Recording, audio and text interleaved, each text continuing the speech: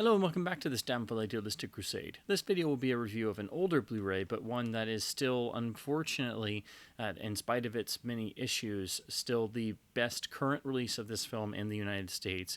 And in order to have an overall best version on disc, you have to have multiple copies of this film, and it's no surprise considering this film's tumultuous release history, not in just its original release, but its reissues, its talkie reissues, its preservation status, which is really terrible, and of course its many home video releases both in and out of the public domain.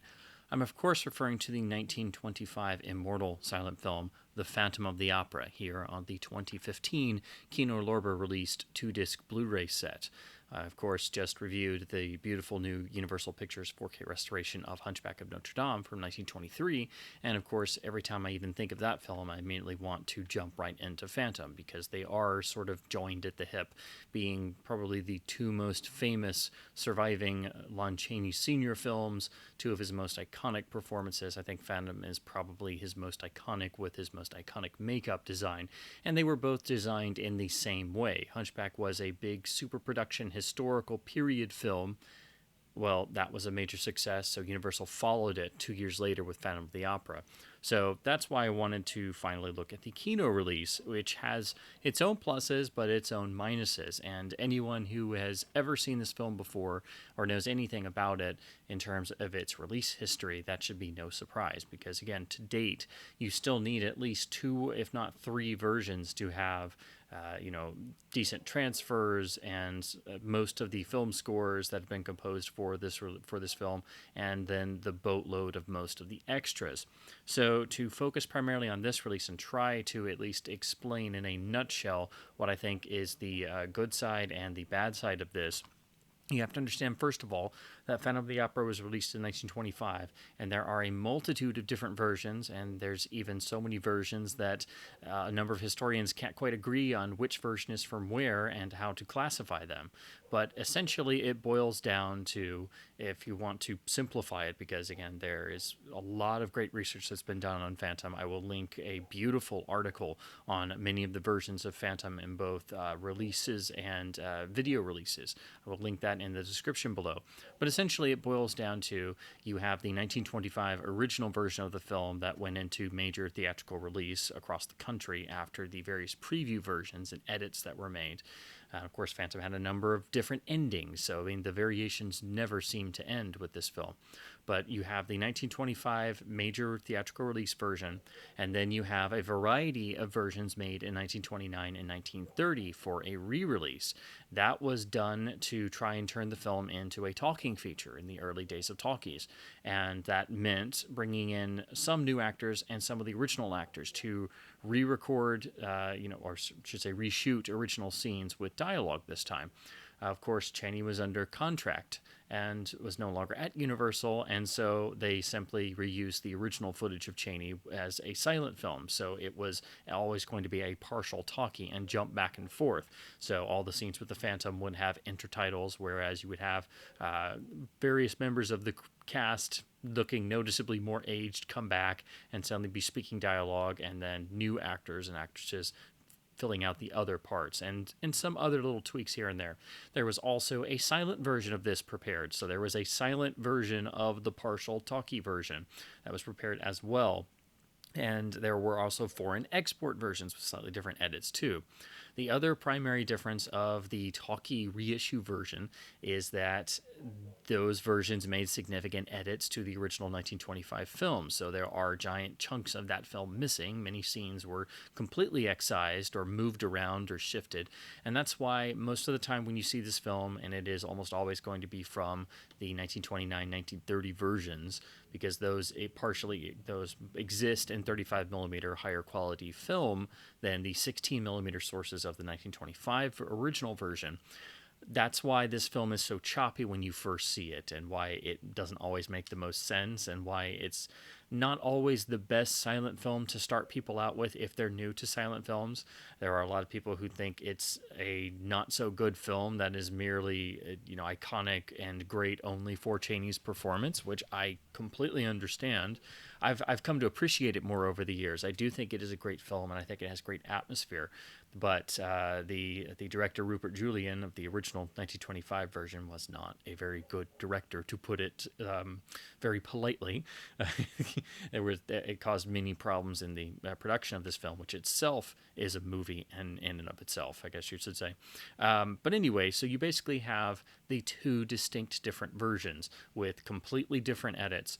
Again, the 1925 version only exists in 16 millimeter sources, primarily the 16 millimeter show at home video versions. I like to say home video versions because that was essentially the first version of home video, was this universal licensing program of 16 millimeter reduction prints for home usage, purchase, rental, libraries, so on and so forth. And that's how Hunchback of Notre Dame was saved, in that same sort of 16 millimeter show at home source. I will say Universal Pictures is supposedly working on a 4K restoration of Phantom in the same manner that they did with Hunchback, so my fingers are crossed that the 1925 version could finally look as good as Hunchback does, because Hunchback came from the same source type print, those 16mm show at home prints, and it now looks absolutely amazing. But that out of the way, most of the time you're going to be looking at some version of the partial talkie reissue, the 1929 or 1930 version. However, you'll see it written up different ways, because there are actually a multitude of versions, and they were all released between 1929 and 1930. And that's where you start getting into a bit of the critical back and forth, because some people can't agree. The version we all have and refer to as the 1929 version, some are now arguing, and they're possibly right, that that wasn't even the film released in the US in 1929, that it perhaps is a foreign print that was meant for foreign markets, and so that's why the edit is a bit even weirder than what we would expect. That's just another sign of how this film just continues to have a rabbit hole you can fall down into. But essentially, that version is primarily used because it does exist in 35 millimeter, so that means it is much better technical and picture quality in terms of what you're getting and the resolution and so on and so forth of what's available from the surviving source materials versus the lone 16 millimeter sources for the original 1925 film.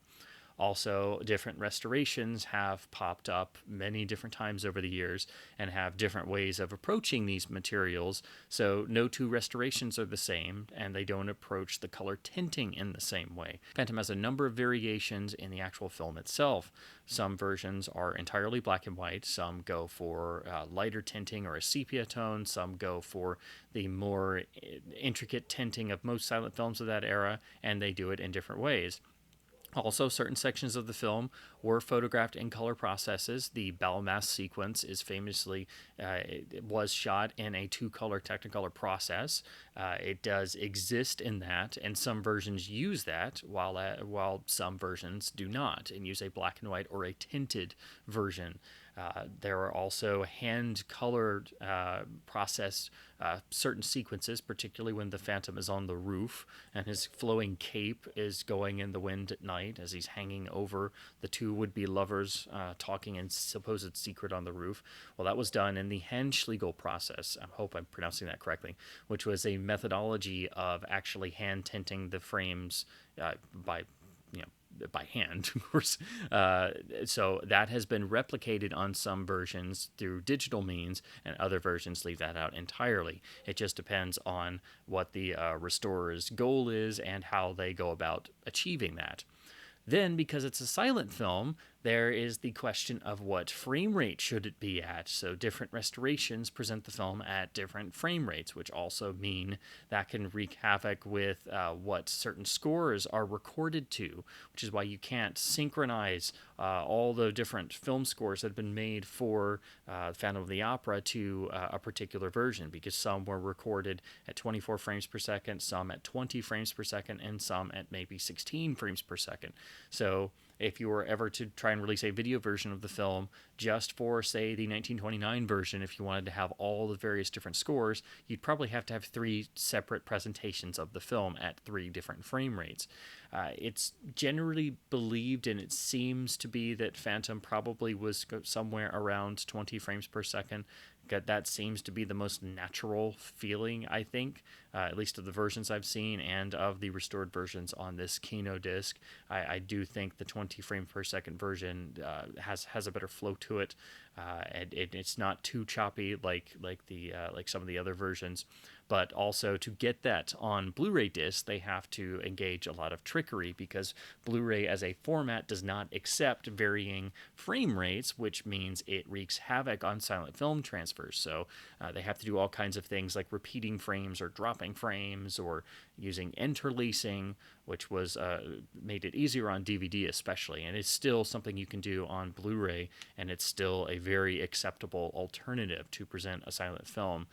It's just how you go about it. There's a lot of different methodologies, and it seems no company and no restorer has the same process. Everybody does it a bit differently. And that makes it really difficult to analyze the stuff and try to figure out what the heck's going on, and just try and understand it from a layman's perspective. So again, I'm just trying to give a very Cliff Notes perspective of what you have to look at in coming to any release of Phantom of the Opera. Then there's the film falling into the public domain, which is why you have seen thousands upon thousands of copies ever since the dawn of home video of who knows what version of the film, whatever print could be gotten, whatever battered source print from who knows where could be scanned and put out as a video release, and you could do that because you didn't have to pay the license for it.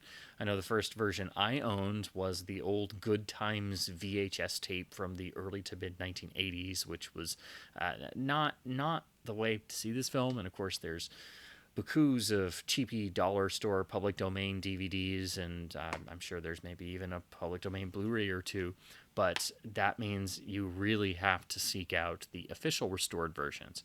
And those started coming into play once home video really started to take off. So by the early 90s, you had the first major restored versions really start to appear on disc and tape. And that's where we had things like the initial iterations of the Blackhawk Films version. And that turned up in actually one of the Laserdiscs looked like this, like the version of the Blackhawk Hunchback I have here. And then finally, by the end of the 90s, both Hunchback and Phantom got upgrades with new scores, and those carried over to the initial DVD releases. And that was pretty much the best you could do for a while. And then, again, there were competing restorations for Phantom, and eventually we got to the Milestone DVD release, which is still really important because it has a boatload of extras that are really important and haven't been ported to anything since.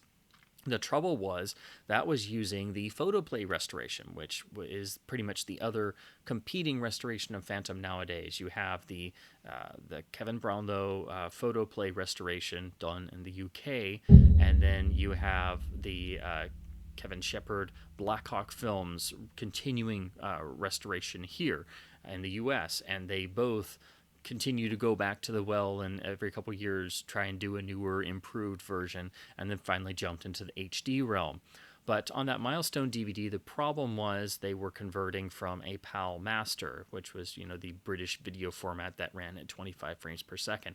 That caused various ghosting issues with the image, so that's not really a recommended way to watch the film, but it had some great scores and some great extras. It has a absolutely indispensable Scott McQueen audio commentary, who is one of the experts on this film, and it also presented the 1925 original silent version for the first major time on DVD, at least that I'm aware of. And that was in pretty okay shape, but it didn't have any color tinting, and definitely doesn't stack up to the visual pizzazz of the 1929 version that's been spiffed up over the years. But at least it was finally watchable on disc somehow. So we speed forward a little bit to the dawn of Blu-ray, where both the Photoplay restoration and the Blackhawk Films restoration were brought into the HD realm and new work was performed. In the UK, the Photoplay restoration has been released by the BFI on Blu-ray in a nice Blu-ray DVD combo set that I really would like to import. So I am having to go off of various reviews and, again, that beautiful Phantom article that I'm going to link to in terms of trying to understand what's on that disc before I've been able to actually import it myself. because that disc does have a number of extras, and it does have a few things that make it important to own as well. So on the Blackhawk Films version here in the US, that was brought into the HD realm with new work, and that was first released by Image Entertainment on Blu-ray. Unfortunately, that had a number of errors and mistakes in that first Blu-ray release, had to be recalled, and a second version was issued, and you have to scrutinize the barcodes and the actual disc information on the actual matrix info of the inner ring and everything, and also look at the menus and such to distinguish which pressing you have. I know some collectors will want to have both because they have their own individual quirks, but the second version did fix some of the errors of the first one, but unfortunately not all. There were some issues with stereo scores being in mono and scores not being fully synchronized correctly, and also the issues with the color tinting actually extending into the black letterboxing area of the pillar boxing on either side. So there were a number of issues with both Image Entertainment releases. So eventually, Kino stepped in and released their version in 2015. And essentially what this is Blackhawk Films and that first Image Entertainment Blu-ray, if that was version 1, then the redo disc was version 2. Well, this is kind of like version 3. It is the Blackhawk Films restoration. It does fix a lot of the problems of the old Image Blu-rays, but not all of them, and it has some issues of its own because this film is practically cursed. I think that's very easy to say. Just if you start reading further into this film's release and video history, that's what you're going to come away with after 5 minutes, and you're not even scratching the surface. So again, this replicates what you get on the Image discs that are now both out of print and very expensive, and this is actually a very inexpensive package. But it does have some of the same issues. So this is a 2-disc affair without any booklet or anything, so it is bare bones in that sense. Disc 1 is a presentation of the 1929 version in different frame rates, and Disc 2 gives you a presentation of the surviving 1925 original silent version.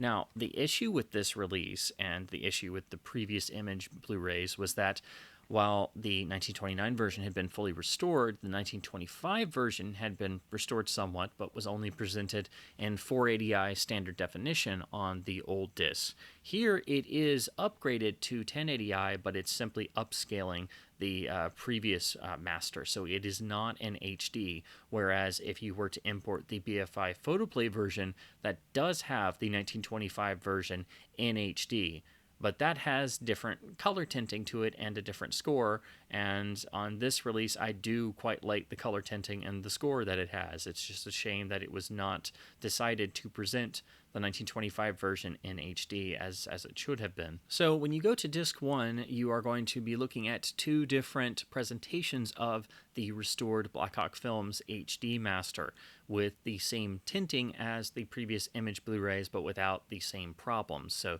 they did fix the tinting problem going into the letterboxing area, so that's gone. It does look visually improved in a lot of ways, but it also looks like they played with the black levels some, so some people don't like this appearance as much.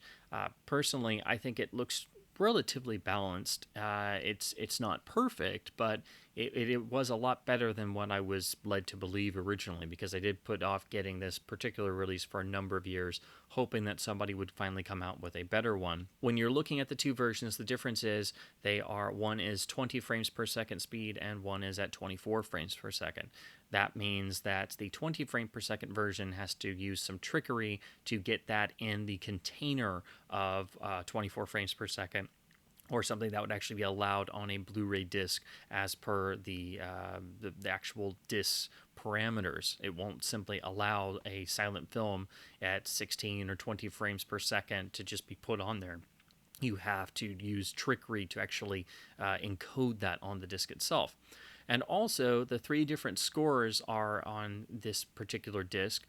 They are synchronized to different versions. So the 3 scores are the new score by the Alloy Orchestra, which is pretty much the if you want a more modern style silent film score in terms of feeling very ominous and not very orchestral and much more of a industrial type feel, that's the option you have if that's your preferred type of silent film score. Personally, I don't like those scores, so I didn't really enjoy this particular score. It's just not really for me, but that is there as an option.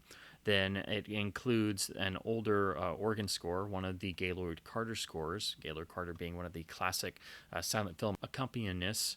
That is included here. It is stereo, whereas I think on the old image disc it had been accidentally folded down to mono. If I'm remembering correctly, Carter's done a number of Phantom scores. This is just one of them, but there are several different ones that he did that unfortunately are not all included here. And then on the 20 frame per second version, it includes the Gabriel Thibodeau score from the original Blackhawk Films release on, actually it goes all the way back to their last LD and their first DVD, which I think was 1997. And to be honest, I love the Thibodeau score. I know it's not for everybody, but I really love the sense of drama that he gets, the sense of foreboding. It's a beautiful score. You can tell that he really feels the film as it's unspooling. The only problem is he never got to do the 1925 version, which is the superior version of the film. But I really enjoyed listening to his score again. So that is on the 20 frame per second version. Then it also includes a audio commentary by John Marsalis, who's done a number of silent film commentaries. It's a very good commentary track that I do recommend for Phantom fans or Chaney fans. It just isn't as good as the Scott McQueen track from the old Milestone DVD, which is, I mean, every track McQueen has ever done is like a reference book. So that's not putting down this Marsalis track, which is also really nice to listen to because, of course, I've listened to both of them over. But it's hard to compare anybody's commentary to a Scott McQueen track. So that is what you're getting on disc 1. And then to talk about that, again, the masters are the same. It's just the frame rate is different. Unfortunately, this has some of the same problems the old Image release did, that some of the scores are not fully synchronized. They do. I think the Alloy one is okay. I did try and sample all three to see if I could spot this for myself, but there does seem to be a little bit of sync problems with the Gaylord Carter score in the opening. I think it sort of eventually fixes itself, and then some sync problems with the Thibodeau score on the 20 frame per second version, and that seems to be something that happens on a lot of releases for a particular thing on the 1929 version, and that's the ballerina sequence towards the opening of the film was produced via the stretch printing method, which means that its frame rate presentation is a little bit different than the rest of the film because, again, this film is always a mess of differences, and that can wreak havoc in the home video presentation, especially when you're dealing with different frame rates, because this one section that was shoved in there of new footage didn't match the frame rate presentation of the rest of the footage in that particular section, and that seems to throw the score sync out of whack a little bit. And if you were to actually have the disc in and be rewinding and going back and forth, you'll be able to tell that on both of them they're just a little bit off in the opening to opening third of the film, and they do seem to kind of snap back and fix themselves. They don't get too completely off, but it is noticeable and it is still a problem. I do think it's apparently worse on the older Image Blu-rays, but it is still here on the Kino release. Again, outside of that, I will say the picture quality does look really nice, and most people just buying this, just wanting a version of Phantom and going in and watching it for the first time, won't have any problems there. I will say, though, that in this restoration, they did do a nice job of the color tinting. I liked the choices that were made in the Blackhawk Films restoration. I never thought it was too much, as some restorations can do. I actually think it looks better than some of the images I've seen of the Photoplay Blu-ray, the BFI Blu-ray, which I think maybe goes a little bit further, or maybe a little bit too far in some places, at least for my own personal taste. But another issue with this particular restoration is there's some really distracting hairs that creep in, particularly in the opening of the film and the ballet sequence and the opera sequences. So you'll get hairs in the gate, but some quite large ones, which are just literally flopping around and just very distracting. So that's unfortunate, but they are working with what they have in terms of limited sources, so I do understand that as well. But the real problem is on the 20 frames per second version, which is really the version you should be watching on here. And it seems to have been the primary focus of the team at Kino, because it does look like they did do some extra cleanup work on both the 20 and 24 frame per second version as compared to the previous Image Blu-rays. And that problem is, for some reason, I guess because of the nature of having to get the 20 frame per second version on the Blu-ray format and having to repeat frames and do all that sort of trickery, there are two specific instances of the film, and at climactic moments, right around the unmasking sequence, where it actually repeats frames, but not from the same shot, but frames from a couple shots before. But there's a particular scene in one of these bits where once the Phantom has been unmasked, it throws Christine to the ground in rage and is starting to laugh, and then it just repeats like the same shot from 4 shots before, but just a few frames of it, so it just flashes onto something you just saw 20 seconds ago, and it does that twice in the 20 frames per second version. I don't know why that happens. It is one of the most bizarre things I've ever seen on any video release. But you will notice it. It is very brief. It doesn't derail the transfer, but it is something that should have been caught, frankly. It doesn't. The only thing I can figure is for some reason it was an error introduced in trying to encode the disc itself, and again having to do that trickery to get the 20 frames per second version on the Blu-ray format itself. Again, I don't know why the Blu-ray format was designed without considering silent films and different frame rates. I think that was a definite oversight. DVD had some of the same problems, but it's exacerbated by the Blu-ray format being even more constrictive. So again, silent films usually run into a lot of problems on Blu-ray. This is just one particular example because you're trying to get different frame rates onto a disc that doesn't allow them. But that is, again, it's one of the most bizarre things I've ever seen on a disc. The only thing it resembles is when you're. I've had this slight experience before when I've run into when I'm watching a Laserdisc that has laser lock issues at the end of a side, and it gets into a groove and it'll just repeat the same minute or so, or it'll jump back about 30 seconds and just advance about 45 seconds and then jump back and flash 30 seconds before then. So that's the closest I can come up with any example to what this was like. But that is a really unfortunate error that should have been caught and is a real shame, because otherwise that and the sync issue of the score, this is still much better than the older out-of-print Image attempts, and at least the scores are in stereo this time, and you can actually use the menu. Then jumping over to Disc 2 with the 1925 original silent version, which is the far superior version of the film because all the scenes are intact and the movie makes sense again, at least as much as it possibly can.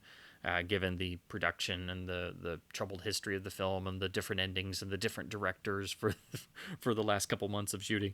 But again, this is presenting the original version of the film, but upscaled from standard definition. So this is not true HD, but it does look much better than the prior standard def release because it has been professionally upscaled. Again, I'm not sure why they didn't just present this in 1080p and actual high definition. That would have been a real positive for this release, because to be honest, I really love the look and sound of the 1925 version on here, even though it's an upscale. Again, it actually does have color tinting, which of course the old Milestone DVD didn't. and I like what they did. It's very subdued. It doesn't do too much in different places, but it doesn't have the Technicolor Balmass sequence that the 1929 version does on disc 1. So it does have some differences in addition to being the longer, more full and complete version of the film and the much better paced and edited version of the film, even though it is longer than the 1929 version. I really love the score that was done by Frederick Hodges. That's in stereo. I thought it was really well done. I know some people have said they didn't like it, but I thought it was really well done. I actually liked this presentation because I hadn't seen the 25 version in a while. I liked this much better than the old Milestone DVD presentation in terms of this actually has color tinting, and I liked the score better on this particular version. So I think the only downside to this version of the 1925 edition is that it's an upscale and it's not proper HD, whereas if you were to import the BFI version of the Photoplay restoration, that does have the 1925 version in HD. However, I do think the color tinting does look better on this release of the 1925 version. But there is one particular point that stuck out to me that I thought was rather stupid. They change the color tinting changes in the unmasking sequence. As soon as the mask comes off, the color tinting changes, which I thought was a little gimmicky. But that's a minor point. So I thought I would just sample the 25 version on here because it was just an upscale, but I wound up watching the whole thing because it looked really nice. It honestly did not look like what you think of in your head as a simple upscale or a 1080i upscale on disc. So I was very pleasantly surprised by that. The rest of the extras are included here on disc 2. So they include excerpts of the surviving reels of the 1930s sound version. The various reels of that sound talkie reissue do exist, and this has been synchronized to clips and lengthy segments of the restored 1929 version from disc 1. This is something similar to what the Milestone DVD did. They tried to do the same thing, tried to synchronize the surviving reels of the talkie version to the 1929 semi-talkie version. But because they're not exactly the same, it's really just more of a experiment. It doesn't quite fully match. And I don't think this has all of the surviving sound elements like the Milestone DVD did. So I think that DVD still has a bit more of the surviving talkie audio compared to this release. But at least they tried, and I do appreciate them including that here because not every release has done that. Then they also include a surviving original trailer version of the original screenplay via text slides. Then they've got an old extra, which was an interview with Gabriel Thibodeau, and that was, I think it was included on the old Image disc too. And that's actually a nice little piece. If you liked his score, you get to see him actually talking about it and actually playing live accompaniment for other silent films. It's a nice short little bit. And then lastly, it includes two 1925 travel films showing Paris as it was at the time. Paris from a Motor and A Trip on the Seine, both from the same travel docu-series or newsreel series that was shown theatrically in the 1920s. So that is the entirety of the extras package. And again, there is no booklet, so this is just a 2-disc affair that when it goes on sale is actually quite cheap.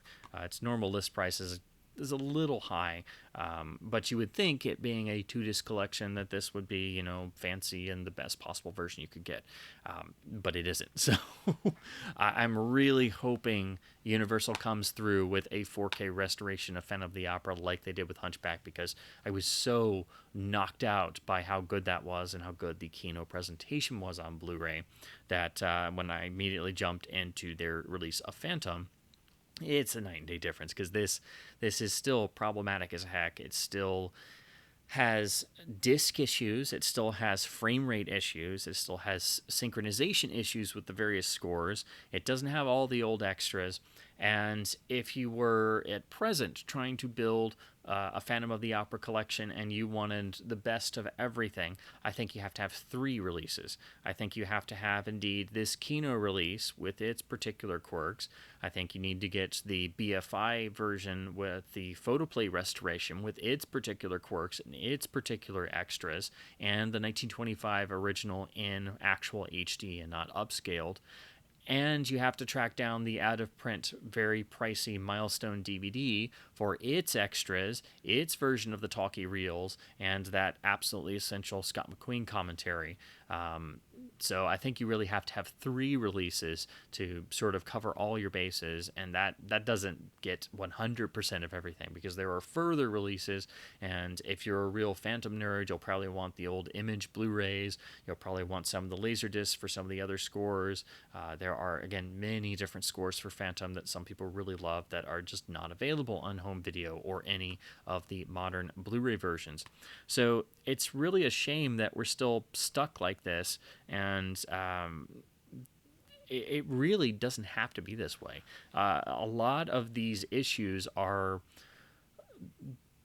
these can be conquered. These can be addressed, and nobody's quite done it yet. I think there is still yet to be made a definitive version of Phantom of the Opera, particularly of the 1925 original version. And I'm really hoping the rumored Universal restoration is for the original film, because it's about time that the 1925 much superior film takes precedence over the better looking but inferior 1929 version that has survived all these years.